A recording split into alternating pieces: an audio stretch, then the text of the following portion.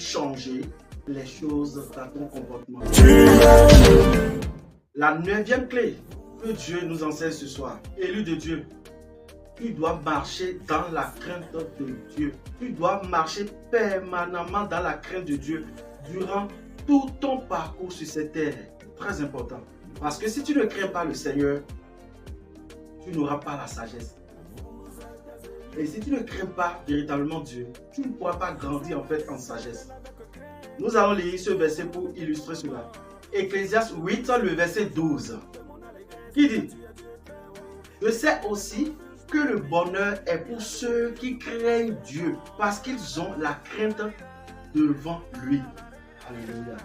Donc la crainte de Dieu t'amène à vivre le bonheur divin gratuitement.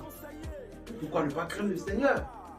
Parce que tu vas vivre le bonheur avec Dieu lorsque tu le crains.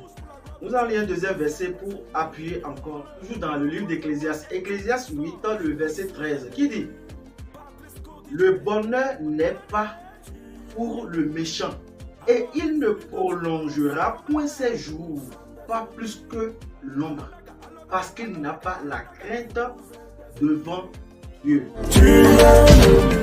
Et pour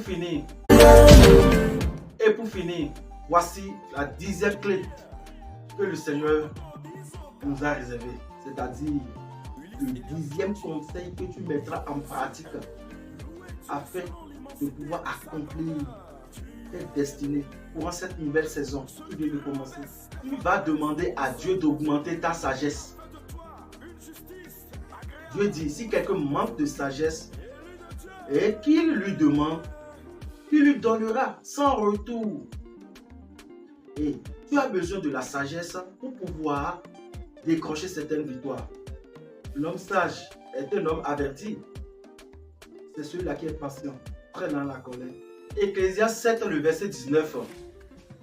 Il dit: la sagesse rend le sage plus fort que 10 chefs qui sont dans une ville. Alléluia.